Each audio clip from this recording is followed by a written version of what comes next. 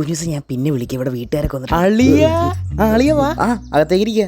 അങ്ങനെ നിനക്കൊരു പെണ്ണ് സെറ്റ് ആയല്ലേ? ഇന്നാ കുടി അളിയ. ഇതെന്തോന്നു സ്കോഷ അളിയ? നീ എന്താ കല്യാണത്തലേന്ന് തന്നെ ബാച്ചലർ പാർട്ടി? പിന്നെ കല്യാണം കഴിഞ്ഞിട്ട് വെക്കാൻ പറ്റും. മറ്റേ സാധനം ചോദിക്കും, മിണ്ടാണ്ടിരിക്കും, ചോദിക്കാം. എന്തോന്നളിയ കല്യാണത്തിന്റെ നിന്നെ വിളിച്ചു വരുത്തി സ്കോശയിലേക്ക് തന്നെ? ഇല്ലടാ, കല്യാണത്തലേന്ന് നിനക്ക് 2 ലിറ്റർ ചാരായങ്ങളൊക്കെ അതായാലും മതി, ഇതിനേക്കാട്ടും ബെറ്റർ. കുടിയിറ അങ്ങോട്ട്. പിന്നെ നീ നിന്റെ കൊച്ചിനെ കുഞ്ഞൂസ് എന്നാ വിളിക്കണേന്ന് ഉമ്മ പറഞ്ഞു. അവളുടെ ഫുൾ ടൈം എന്താ? കുഞ്ഞുമോൾ. അതൊന്ന് പകുതിയായിട്ട് വെട്ടി കുറച്ച് കുഞ്ഞു, അതിന്റെ കൂട്ടി കുഞ്ഞൂസ് ആയില്ലേ?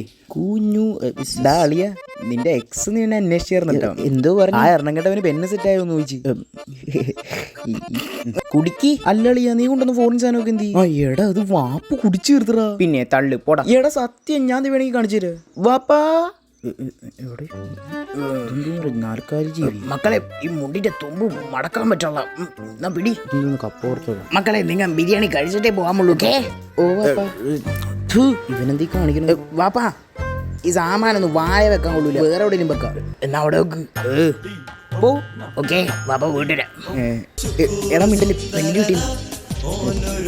ഹലോ, എന്തോ പറ്റി?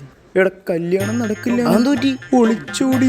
അവളുടെ പെണ്ണ് ഒളിച്ചോടി. കല്യാണ പെണ്ണല്ലടാ ഒളിച്ചോടിയത്, പിന്നെ അവളുടെ തന്തപ്പടിയാടാ. അങ്ങനെ 8ാമത്തെ കല്യാണം മൂഞ്ചി.